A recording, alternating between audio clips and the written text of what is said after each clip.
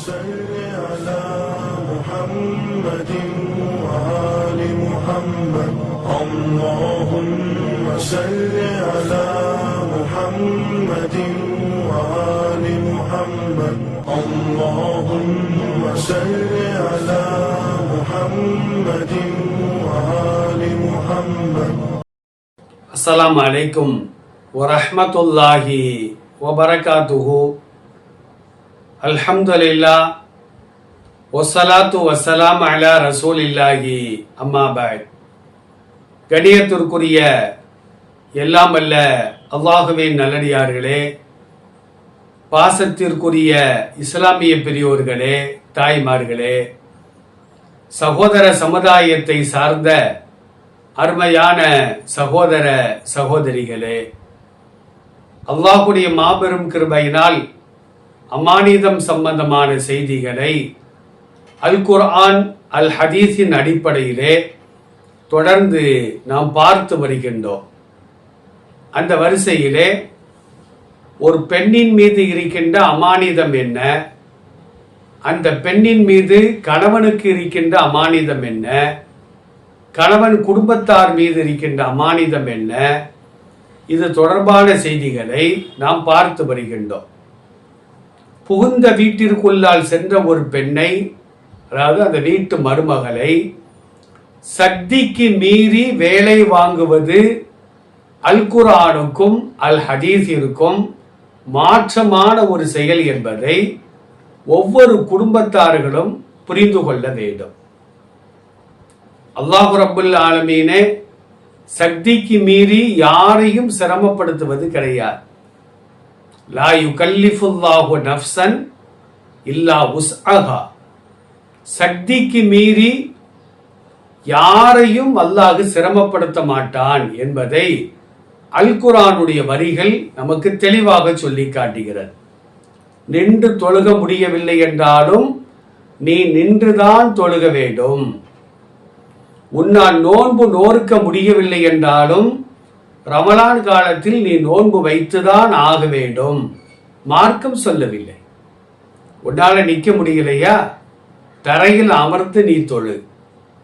அதற்கு சக்தி இல்லையா, ஒரு இருக்கையில் அமர்ந்து நீ தொழு. இப்படித்தான் மார்க்கம் சொல்லி காட்டுகிறது. ஆன்மீக விஷயத்தில் கூட அல்லாஹும் அல்லாஹ்வுடைய திருத்தூதரும் யாரையும் சிரமப்படுத்துவது இல்லை.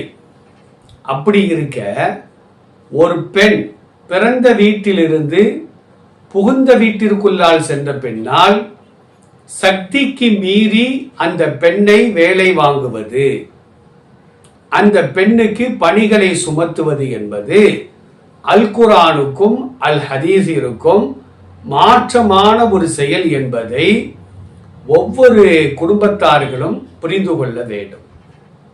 சில வீடுகளில் நாம பார்க்கிறோம், மதங்களை கடந்து, அது இஸ்லாமிய குடும்பமாக இருக்கட்டும், இஸ்லாம் அல்லாத மற்ற குடும்பங்களாக இருக்கட்டும், பெரும்பாலான குடும்பங்கள்ல இந்த கொடூரம், இந்த அநியாயம், இந்த அக்கிரமம் தொடர்கதையாக ஆகி வருவதை இன்றைக்கு நாம் கண்கூடாக பார்த்து வருகின்றோம்.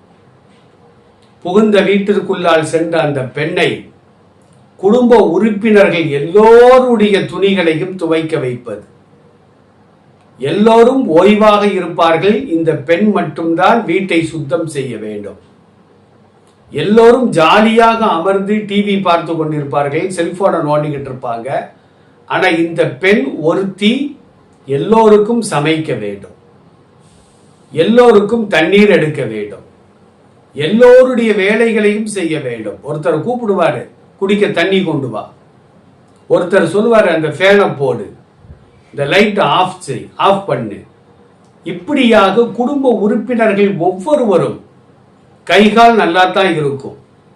ஆனாலும் அந்த பெண்ணை போட்டு வேதனைப்படுத்தக்கூடிய, சக்திக்கு மீறி வேலை வாங்கக்கூடிய ஒரு அவலம் இன்றைக்கு பெரும்பாலான குடும்பங்கள்ல தொடர்கதையாக ஆகி வருவதை நாம் கண்டு வருகின்றோம். இது கணவன் மீது சுமத்தப்பட்ட அமானிதத்திற்கு செய்யப்படக்கூடிய மாபெரிய ஒரு மோசடி.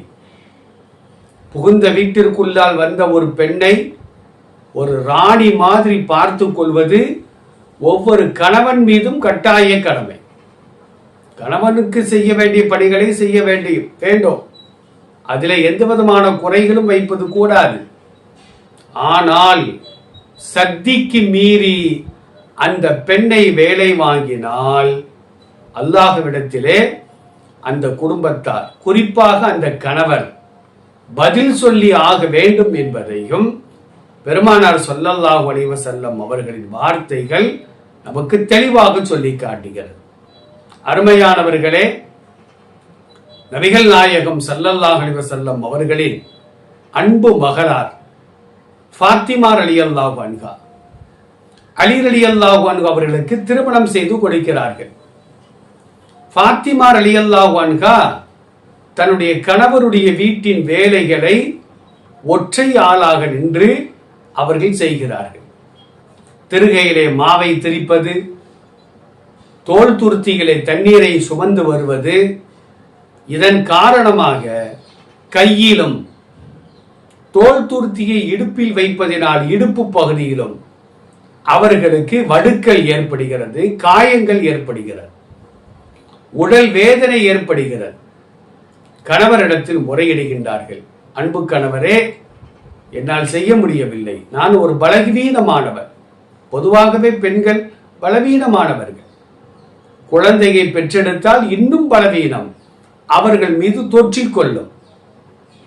குழந்தைகளை பெறவில்லை என்றாலும் அவர்களின் உள்ளங்களில் ஒரு வகையான ஒரு கவலை வாட்டிக்கொண்டே இருக்கும்.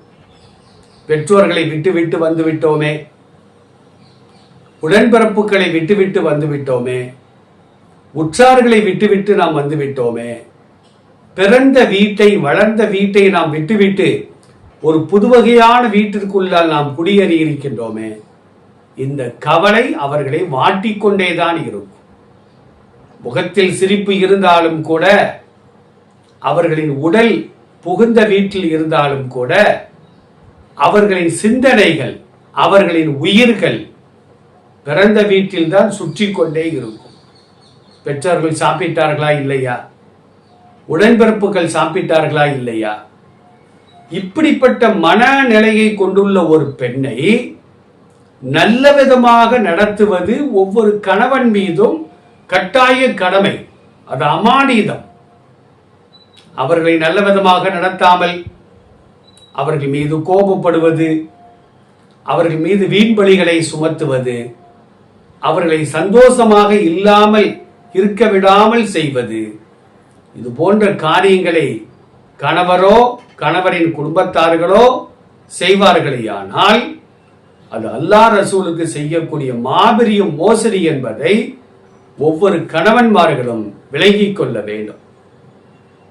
ஃபாத்திமா ரலியல்லாஹு அன்ஹா தன்னுடைய கணவர் அலி ரலியல்லாஹு அன்ஹு அவரிடம் முறையிடுகிறார்கள். அன்பு கணவரே, வீட்டு வேலைகளை தனித்த ஆளாக நான் செய்ய முடியவில்லை, நான் ஒரு பலவீனமானவர், எனக்கு ஏதாவது ஒரு ஹாதிம், ஒரு பணியாளரை எனக்கு நீங்கள் தாருங்கள் என்று கேட்டவுடன் அலி ரலியல்லாஹு அன்ஹு சொன்னாங்க, ஃபாத்திமாவே, அது எனக்கு சாத்தியமில்லை, நான் ஏழை, என் நிலைமை உனக்கு தெரியும், உன் தந்தை இடத்தில் சில கைதிகள் வந்து இருப்பதாக நான் கேள்விப்பட்டேன், அந்த கைதிகளை பலருக்கும் உன்னுடைய தந்தை பங்கு வைக்கிறார்கள், நீயும் சென்று எனக்கு ஒரு பணியாளரை தாருங்கள் என்று கேட்டால் உன் மீது அன்பு செலுத்துகின்ற உன்னுடைய தந்தை ஒரு பணியாளரை உனக்கு தருவார்கள், சென்று கேட்டு வா என்று சொன்னவுடன் ஃபாத்திமா ரலியல்லாஹு அன்ஹா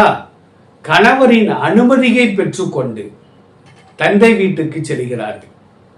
அங்கு போன தந்தை இல்லை. ஆயிஷா ரலியல்லாஹு அன்ஹா அவர்கள் மட்டும்தான் இருக்கிறார்கள். ஃபாத்திமா ரலியல்லாஹு அன்ஹா சொல்றாங்க, என் தந்தை வந்தால் உங்கள் மகள் வந்தார் என்பதை நீங்கள் எடுத்து சொல்லுங்கள் என்று சொன்னவுடன் ஃபாத்திமா ரலியல்லாஹு அன்ஹா வீட்டுக்கு வந்திருந்தாங்க. கொஞ்ச நேரத்தில் நபி ஸல்லல்லாஹு அலைஹி வஸல்லம் வீட்டிற்கு சென்றவுடன் ஆயிஷா ரலியல்லாஹு அன்ஹா சொல்கிறார்கள், அன்பு கணவரே, உங்கள் அன்பு மகள் ஃபாத்திமா இப்போதுதான் வந்து சென்றார்கள், உடனே பெருமானார் ஸல்லல்லாஹு அலைஹி வஸல்லம் மகள் எதற்காக வந்தார்களோ என்று பதறிக்கொண்டு மகள் வீட்டிற்கு வருகிறார்கள். இங்கே வந்தால் நிலைமை என்ன? மகளும் மருமகளும் படுப்பதற்காக படுக்கையிலே அமர்ந்து விட்டார்கள். பெருமானார் ஸல்லல்லாஹு அலைஹி வஸல்லம் என்ன செஞ்சாங்கன்னா, இருவருக்கும் மத்தியில் சென்று அமர்ந்து கொண்டார்கள். அமர்ந்து கொண்டு கேட்கிறாங்க, ஏம்மா நீ வீட்டுக்கு வந்த, உனக்கு என்ன தேவை இருக்குது என்று கேட்கின்ற பொழுது ஃபாத்திமா ரலியல்லாஹு அன்ஹா சொல்றாங்க, அன்பு தந்தை அவர்களே, திருகையை திரித்து திரித்து கைகள் எல்லாம் காய்த்து விட்டது. தண்ணீரை சுமந்து சுமந்து இடுப்பு பகுதியில் எல்லாம் வடுக்கல் ஏற்பட்டு விட்டது. எனக்கு ஒரு பணியாளரை எனக்கு தாருங்கள் என்று கேட்கின்ற பொழுது பெருமானார் ஸல்லல்லாஹு அலைஹி வஸல்லம், சரி நான் ஒரு பணியாளரை தாரேன் அப்படின்னு அவங்க கொடுத்துறல. ஒரு ஆன்மீக தலைவர், ஒரு அரசியல் தலைவர் நினைத்திருந்தால் ஒரு பணியாளர் என்ன 10 பணியாளரை கூட கொடுத்திருக்கலாம். ஆனா ரசூலுல்லாஹ் கொடுக்கல. ஏன் கொடுக்கல? ஒரு பணியாளரை கொடுத்தாலும் உலகம் என்ன பேசும்? தன் குடும்பத்தை அவர் கவனிக்கிறார், தன் சமுதாயத்தை மறந்து விட்டார், தன் சமுதாயத்தை மறந்துவிட்டு குடும்பத்தை தான் அவர் கவனிக்கிறார் என்று உலகம் உள்ளளவும் பெருமானாரை தப்பாக பேசுவார்கள்.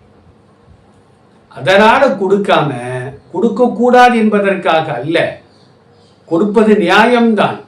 தேவையுள்ளவர்களுக்குத்தான் பெருமானார் பணியாளரை கொடுத்து வருகிறார்கள். அதோடு தன்னுடைய மகளுக்கு ஒரு பணியாளரை கொடுத்திருக்கலாம். ஆனால் உலகம் தவறாக பேசும். எனவே பெருமானார் ஸல்லல்லாஹு அலைஹி வஸல்லம் தன் மகளை பார்த்து சொல்லுகின்றார்கள், அலா உஹ்பிருகி மா ஹுவ கைருல் லகி மின்ஹு, பணியாளரை நான் தருவதை விட சிறந்த ஒன்றை உங்களுக்கு நான் அறிவிக்கட்டுமா? பகலெல்லாம் வீட்டு வேலைகளை பார்த்து பார்த்து உடம்பெல்லாம் வலிக்கிறது, வேதனையாக இருக்கிறது என்று சொல்லுகின்றீர்களே, அந்த வேதனைகளை போக்குகின்ற ஒரு அருமருந்தை உங்களுக்கு நான் சொல்லித் தரட்டுமா என்று கேட்டுவிட்டு பெருமானார் ஸல்லல்லாஹு அலைஹி வஸல்லம் சொல்கிறார்கள், துஸப்பிஹீனல்லாஹ இந்த மனாமிகி, நீங்கள் தூங்குகின்ற நேரத்தில் சலாசன் வசலாசீன 33 தடவைகள் சுபஹானல்லாஹ் சுபஹானல்லாஹ் என்று நீங்கள் சொல்ல வேண்டும். வத்தஹ்மதீனல்லாஹ சலாசன் வசலாசீன 33 தடவைகள் அல்ஹம்துலில்லாஹ் அல்ஹம்துலில்லாஹ் அல்ஹம்துலில்லாஹ் என்று நீங்கள் சொல்ல வேண்டும். வத்துகப்பிரீனல்லாஹ அர்பஅன் வசலாசீன 34 தடவைகள் அல்லாஹு அக்பர் அல்லாஹு அக்பர் அப்படிங்கிற தக்பீரை நீங்கள் முழங்க வேண்டும். இதை நீங்கள் ஓதிவிட்டு படுத்தால் பகலெல்லாம் நீங்கள் உழைத்து உழைத்து உங்கள் உடம்பில் ஏற்பட்ட களைப்புகள் நீங்கி உற்சாகமானவர்களாக நீங்கள் காலையில் எழுந்திருப்பீர்கள். இந்த தஸ்பீகாத்துகளை நானும் நீங்களும் இந்த காணொளியை பார்க்கக்கூடியவர்களும் படுக்கையில் அமர்ந்து கொண்டு நாம் ஓதிவிட்டு படுத்தால் காலையில் நாம் உற்சாகமாக எழுந்திருப்போம். உற்சாகத்தை தருவது அல்லாஹ்விற்கு அமானிதம். அல்லாஹ் அமானிதத்திற்கு மோசடி செய்ய மாட்டான். அப்ப பெருமானார் ஸல்லல்லாஹு அலைஹி வஸல்லம் ஃபாத்திமா ரலியல்லாஹு அன்ஹா அவர்களுக்கு இந்த தஸ்பீகாத்துகளை விக்ர்களை கற்றுக் கொடுத்தார்கள் என்பதை புகாரியிலே 5362வது ஹதீஸாக அலி ரலியல்லாஹு அன்ஹு அறிவிக்கிறார். இப்போ வசதி வாய்ப்பு உள்ள கணவன்மார்கள், நீ பேசாம 33 சுப்ஹானல்லாஹ் ஓது, 33 அல்ஹம்துலில்லாஹ் ஓது, 34 அல்லாஹ் அக்பர் ஓது. ஆனா வீட்டு வேலைகளெல்லாம் நீ தான் செய்யணும். சில வீடுகளில் பார்த்தா கணவன்மார்கள் கை நிறைய சம்பாதிப்பாங்க, ஆனா மனைவிக்கு சரியான முறையில் செலவுக்கு கொடுக்க மாட்டாங்க. ஆனா நிறைவாக வீட்டு வேலைகளை வாங்குவார்கள். சில வீடுகளில் நம்ம பார்த்தோன்னா வீடுகளில் வாஷ் பண்றாங்கல்ல, பெயிண்ட் அடிக்கிறாங்கல்ல, அதை கூட மனைவி தான் அடிக்கணும் அப்படின்னு சொல்றாங்க. அது எவ்வளவு பெரிய கொடூரமான ஒரு செயல். இது போன்ற வேலைகளை மனைவியிடத்தில் வாங்கினால் அந்த கணவன்மார்கள் அல்லாஹ்விடத்திலே பதில் சொல்லியாக வேண்டும். இது அமானிதத்திற்கு மோசடி அல்ல, அமானிதத்தையே தகர்த்தெறியக்கூடிய ஒரு காரியம். ஒவ்வொரு கணவன்மார்களும் அவர்களின் வசதிக்கு தக்கவாறு மனைவிக்கு துணையாக ஒரு பணியாளரை வைத்துக் கொள்ள வேண்டும் என்பதை ஹதீஸ்களின் மூலமாக நாம் பார்த்து வருகின்றோம். அது கணவன் மீது உள்ள அமானிதம். ஏன்னா பெண்கள் சமீப காலமாக ரொம்ப பலவீனமாக இருக்கிறாங்க. உள்ளத்தால், உடலால், சிந்தனையால் எல்லாவற்றிலும் பலவீனம். அவர்களுக்கு கவலைகள் ஆட்கொள்கிறது, கவலைகள் அவர்களை ஆட்டி படைக்கிறது. எனவே வசதிக்கு தக்கவாறு தங்கள் மனைவியருக்கு வீட்டு காரியங்களை, வேலைகளை செய்வதற்கு ஒரு பணியாளரை நியமிப்பது ஒவ்வொரு ஆடவர் மீதும் அமானிதம் என்பதை இஸ்லாம் தெளிவாக சொல்லி காட்டுகிறது. இன்ஷா அல்லாஹ் இது தொடர்பான செய்திகளை வரக்கூடிய தொடர்களிலே பார்ப்போம். எல்லாம் வல்ல அல்லாஹ் ஜல்லஷானஹு தஆலா அமானிதங்களை பேணி வாழக்கூடிய நன்மக்களாக நம் அனைவரையும் ஆக்கி அருள் புரிவானாக. அஸ்ஸலாமு அலைக்கும் வரஹ்மத்துல்லாஹி வபரகாத்துஹு.